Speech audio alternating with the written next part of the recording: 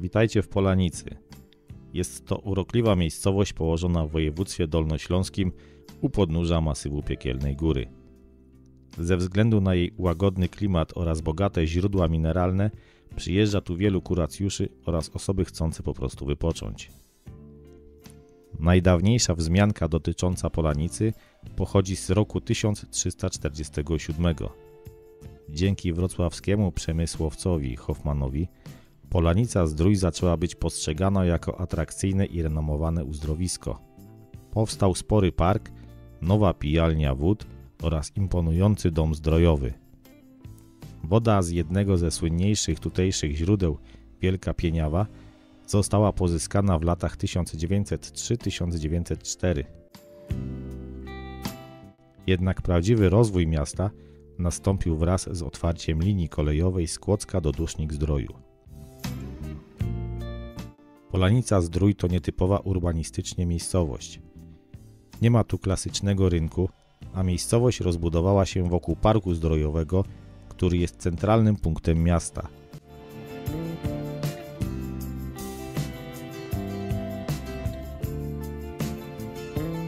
Na deptaku właściwie przez cały rok tętni życie. Słychać gwar rozmów, czuć zapach kawy i lokalnych wypieków.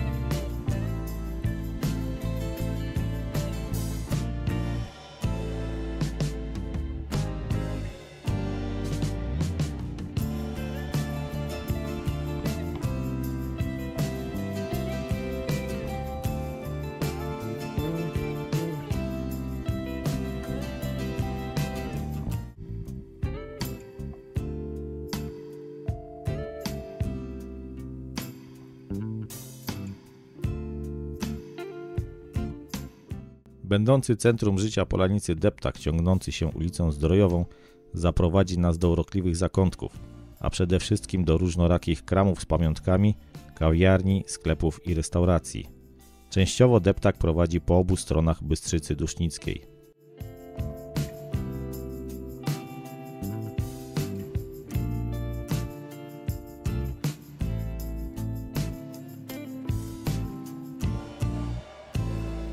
W Polanicy-Zdroju działa aż 17 fontan. O najsłynniejszej i największej z nich trochę później. Zobaczycie również, jak wygląda nocą. Być może wielu z Was nie wie, że spacerując po Polanicy-Zdroju można poczuć się jak w Międzyzdrojach.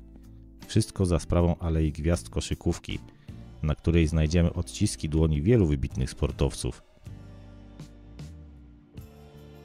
Znajduje się ona wzdłuż głównego deptaka łączącego centrum z parkiem zdrojowym. Deptak ten otwarto we wrześniu 2007 roku. Znajdują się tu m.in. dłonie Mieczysława Łopatki, poczwórnego uczestnika igrzysk w Rzymie, Meksyku, Tokio i Monachium, Janusza Wichowskiego i Zbigniewa Dregiera, olimpijczyków z Rzymu i Tokio, czy Eugeniusza Kijowskiego, olimpijczyka z Moskwy.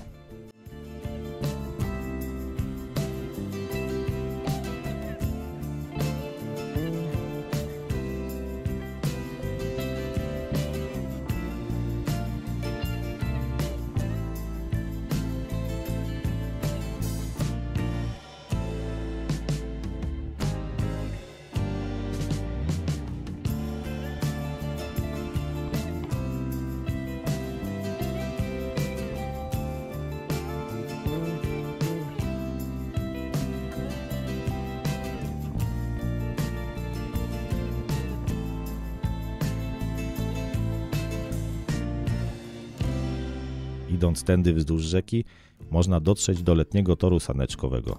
Płodzy zastąpiono tam kółkami, a śnieg stalową rynną. Długość toru to około 700 metrów, a saneczkarze mogą rozpędzić się do 40 km na godzinę.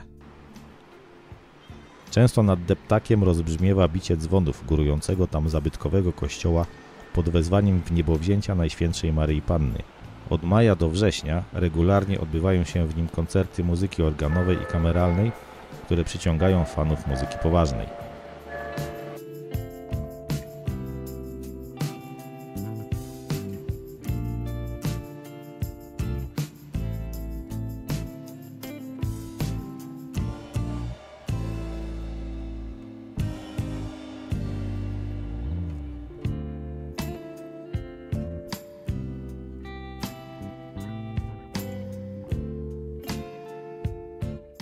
W 1945 roku Polanica otrzymała prawa miejskie.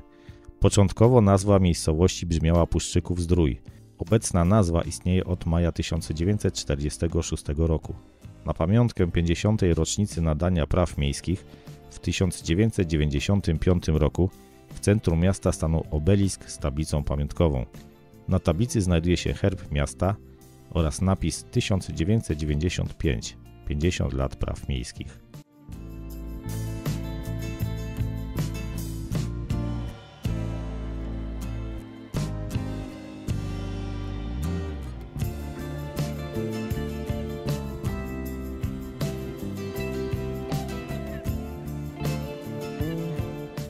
A oto jedna z atrakcji, kolejka turystyczna, przewożąca turystów do najciekawszych zakątków miasta. Kursuje w sezonie letnim od maja do czerwca oraz we wrześniu i październiku. Podróż trwa około 30 minut.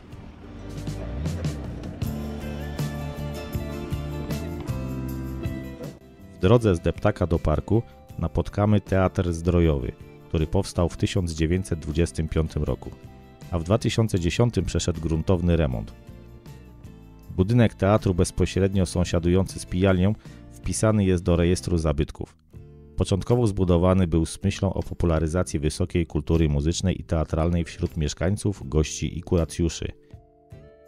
Dziś mieści Centrum Kultury i Promocji, które organizuje odbywające się w Polanicy imprezy, koncerty, targi i festiwale cykliczne takie jak Poeci bez granic, Festiwal Marii Czubaszek, Lato filmowe w Hrabstwie Kłodzkim, międzynarodowe koncerty muzyki organowej i kameralnej, czy też Międzynarodowy Festiwal Szachowy.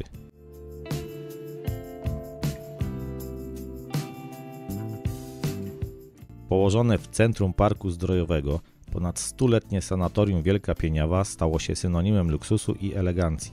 Zaprasza swoich gości do komfortowych pokoi i apartamentów, eleganckich sali jadalnych oraz nowoczesnego kompleksu zabiegowego. Najważniejszym obiektem w całej uzdrowiskowej części Polanicy Zdroju jest wzniesiona w klasycystycznym stylu z elementami secesyjnymi pijalnia. Powstała w latach 1910-1911.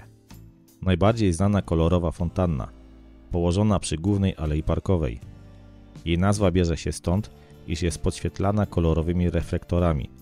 Dodatkowo fontanna tańczy do odtwarzanych utworów muzycznych, a woda tryska z ponad 700 dysz aż na 12 metrów. Pokaz ten można podziwiać od maja aż do końca października. Dla zwiększenia efektu świetlnego pokaz następuje po zmroku tylko w weekendy oraz święta. Wieczorem nakręcę kilka ujęć. Wśród wielu miejsc związanych z wodą mineralną, drobną atrakcją może być i to ujęcie ze Zdroju Pieniawa. Usytuowane jest na górce w Parku Zdrojowym, niedaleko głównej pijalni wód. Miejsce to jest atrakcyjne dla wielu, którzy przychodzą z pustymi butelkami, jako że pobieranie z tego ujęcia wody jest bezpłatne. Na dodatek jest ono wewnątrz altanki, w której jest również kilka ławek.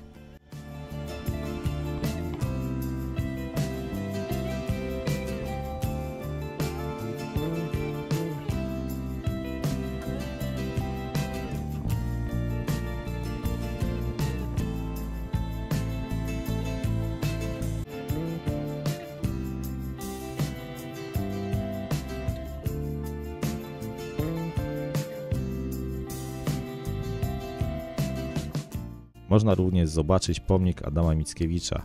Wykonany został w latach 1965-1969 przez profesora Władysława Tumkiewicza. Składa się on z 2 bloków granitu strzegomskiego.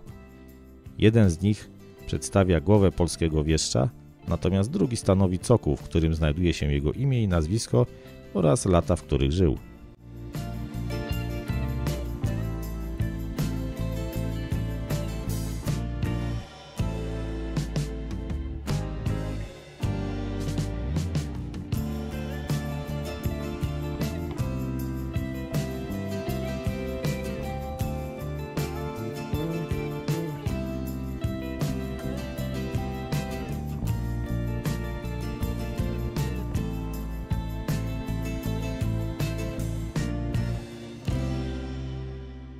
Na skraju Parku Źródłowego w Polanicy-Zdroju znajduje się pomnik doktora Józefa Matuszewskiego.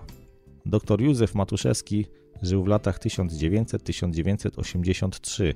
Był założycielem i prezesem Towarzystwa Miłośników Polanicy. Dzięki jego zaangażowaniu uzdrowisko przeżyło najświetniejszy okres w swojej dotychczasowej historii. Było przodującym w Polsce ośrodkiem naukowym i terapeutycznym. Naturalnej wielkości posąg damy w pięknej sukni, w kapeluszu oraz dumnie spacerujący jej czworonożny przyjaciel. Figury z brązu przedstawiające parę spożywającą śniadanie na trawie. Park Szachowy w Polanicy-Zdroju to jedno z miejsc, które trzeba koniecznie odwiedzić, będąc w tym mieście. Nazwa wywodzi się od szachów, a właściwie planszy, na której można rozegrać partię figurami o wysokości 140 cm. Oprócz dużej szachownicy z ogromnymi pionami, znajdziecie tutaj również ławeczkę Akiby Rubinsteina. Był polskim szachistą pochodzenia żydowskiego, jednym z czołowych zawodników świata w pierwszych dekadach XX wieku. Od 1963 roku jest tutaj organizowany Międzynarodowy Festiwal Szachowy jego imienia.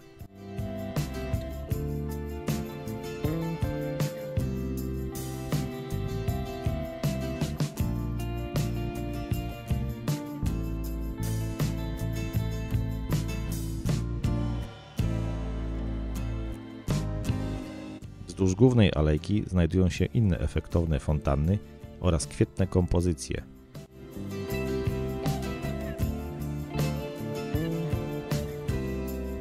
Bardzo ładna, duża fontanna, otoczona imponującymi dywanami i klombami kwietnymi.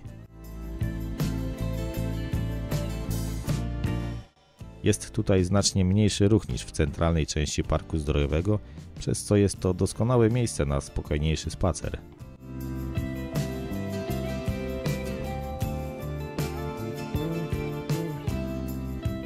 Warto wiedzieć, że jakiś czas temu opracowana została również licząca niemal 5 km specjalna trasa turystyczna Szlakiem Niedźwiadka.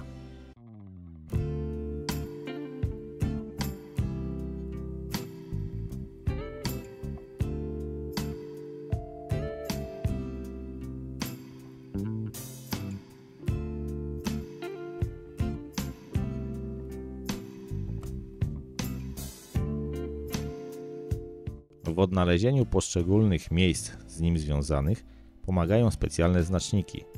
To czarne łapy niedźwiedzia widoczne w przestrzeni całego miasta.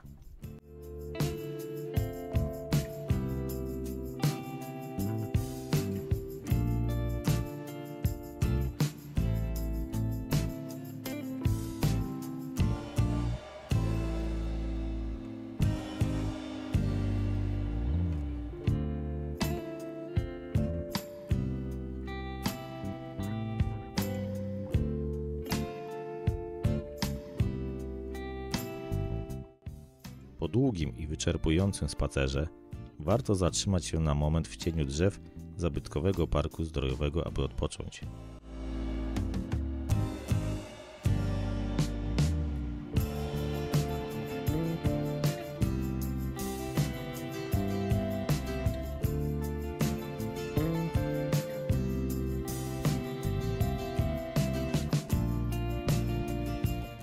W cieniu tychże drzew skrywa się rzeźba niedźwiedzia polarnego.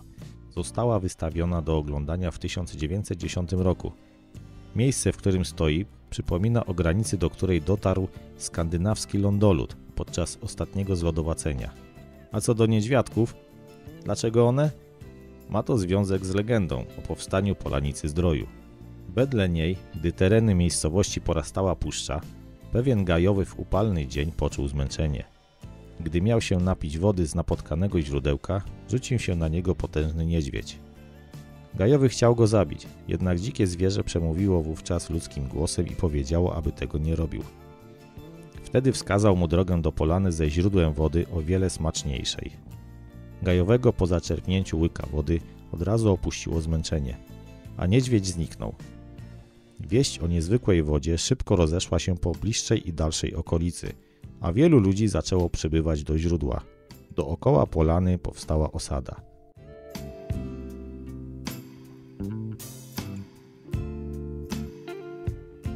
Niestety mogę pokazać samą fontannę bez muzyki, ze względu na prawa autorskie, ale widok i tak jest bardzo fajny.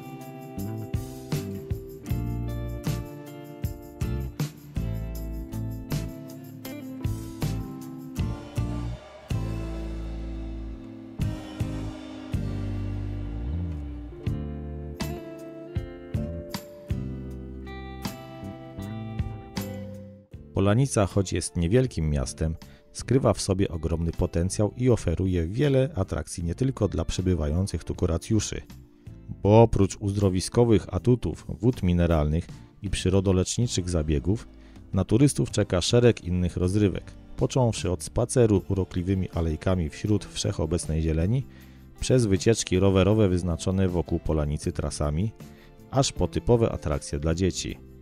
W Polanicy każdy więc znajdzie coś dla siebie, bez względu na wiek czy kondycję fizyczną.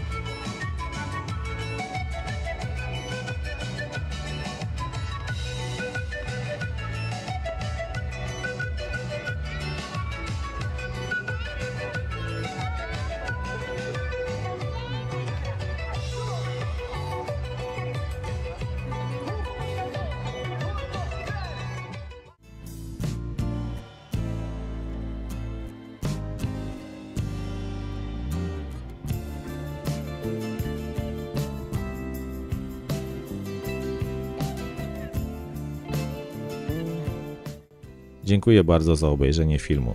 Będę wdzięczny za wszelkie komentarze, polubienia oraz subskrypcje. Pozdrawiam i zapraszam na kolejny film.